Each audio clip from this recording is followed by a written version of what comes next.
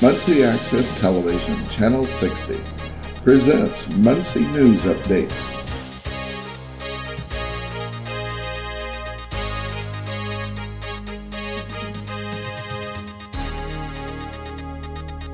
This week's news from City Hall. Chief Stewart and I would like to announce today that the Muncie Police Department has doubled its police reserve volunteer organization to including another 15 police officers. These police officers' commitment to our community for law enforcement should be commended.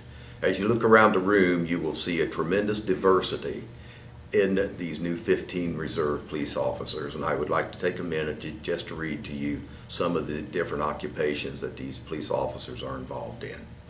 A railroad conductor, a corrections officer, a doctor, an emergency medical technician, a retired police officer, a Ball State student with a military background, a 911 dispatcher, and a mechanic, just to name a few. These officers have decided to volunteer some of their time to protect the families and our neighborhoods and our great community. Thank you for your service to our community. Again, you are to be commended. Appreciate it very much, and so do the citizens. And on a little side note, I want to let all of you know that myself and Deputy Chief Mark Volmar met each other while we were standing in line to get sworn in as reserve police officers here. So we were both reserves for a couple years and then went on the regular. So you just never know what's going to happen. So I welcome each and every one of you. Can we do one at a time, or as a You group? can just do them all. Okay. I need y'all to raise your right hand, then you'll repeat after me. I'll say aye and you fill in your name. I do solemnly swear that I will support the Constitution of the United States and the Constitution of the State of Indiana, and that I will faithfully and impartially discharge my duties of Muncie City Reserve Police Officer of the City of Muncie, Indiana, according to the law, and to the best of my ability. So help me God. Congratulations. If you don't mind, we'll come over. Sure. Let me get right in here. I want to get some. I know there's a lot of family here. And then we have, if you haven't got the announcement to the media, we have some other issues to go over.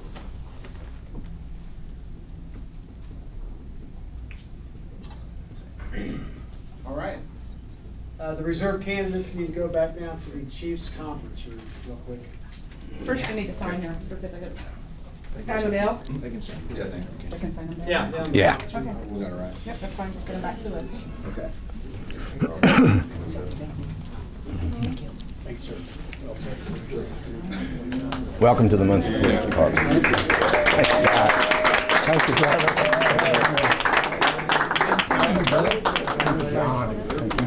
Thank you. Welcome. Thank you. Thank you. Thank you.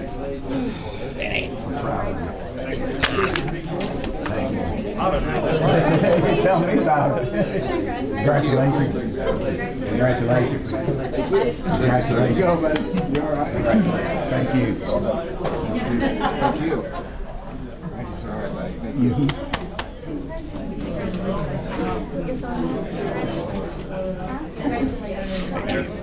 Good. Thank you.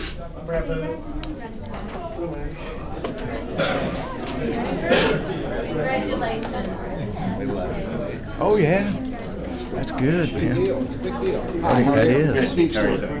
That's a great deal. Nice to meet you. Also wanted to announce in regards to the COPS grant. Earlier this year, Chief Stewart was notified by the U.S. Department of Justice that the COPS Hiring Recovery Program grant has been extended till December 31st of 2013. This grant will allow the Muncie Police Department 5 full-time officers to continue patrolling the streets of Muncie. And on another note, and regarding equipment on behalf of the Muncie Police Department, In recent months, Chief Stewart and his staff started utilizing a government surplus program that assists law enforcement agencies nationwide. The program is called LESO, which is the acronym for Law Enforcement Support Office, and it benefits local, state, and federal law enforcement agencies in their counter-drug and counter-terrorism initiatives. The program offers excess weapons, vehicles, protective equipment, and many more different items to assist law enforcement agencies. The Muncie Police Department received several weapons from the program. The police department received 20 M16 rifles.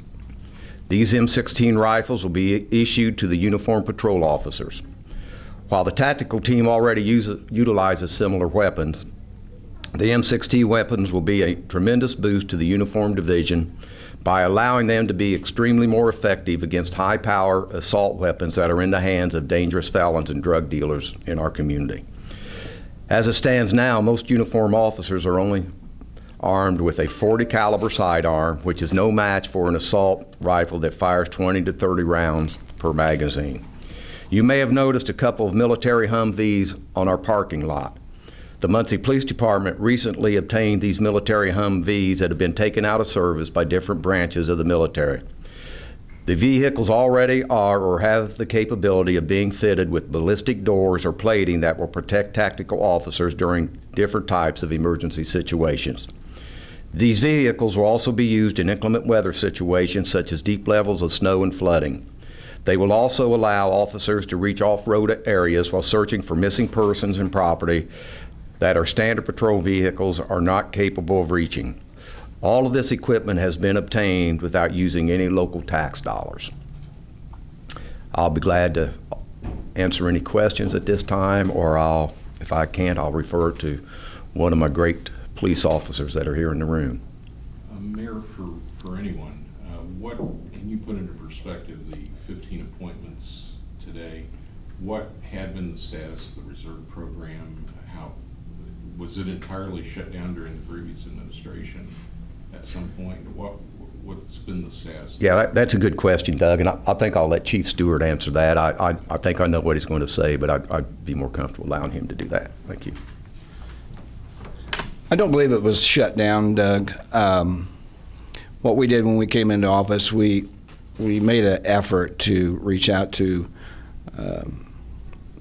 people in our community who we thought might be interested in law enforcement. We did a meticulous background investigation on them.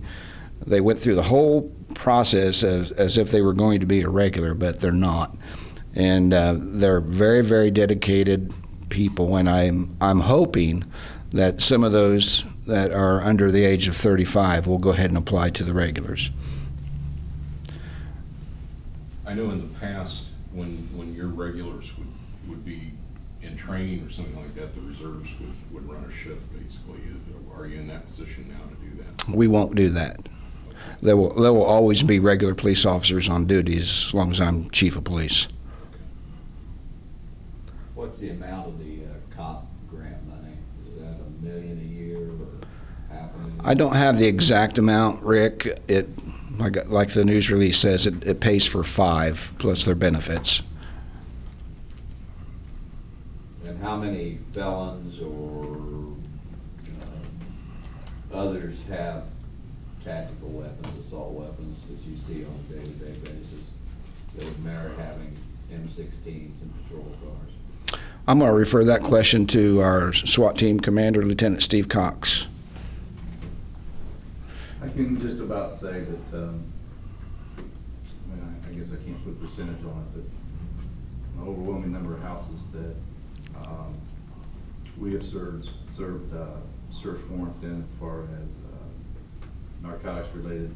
The majority of those houses have SKS type weapons or AK-47 type weapons, which are basically a high power round, high capacity magazines, high velocity, and our uniformed officers, it might even be nationally speaking, just aren't up to speed or aren't on a level playing field as some of these drug dealers or convicted felons with some of these weapons. Everybody on the department obviously has a sidearm, .40 caliber, .45 or 9mm sidearm, but now these additional M16s that are going to go out on the road level the playing field, so to speak. It makes it easier for us to combat those type of weapons. But we see them quite a bit. When we raid houses and do the search warrants, they're out there. They're out there in front of us. And if I could just add one thing, I'd like to take this opportunity to recognize a young officer who has diligently worked very hard on this and found a lot of this property, and that's Detective Nathan Sloan. I appreciate what you've done, Nathan. I really do. Thanks, in terms of the COPS grant, the announcement a few weeks ago regarding the fire department, there had been a feeling if that grant wasn't renewed later this summer, there could be layoffs.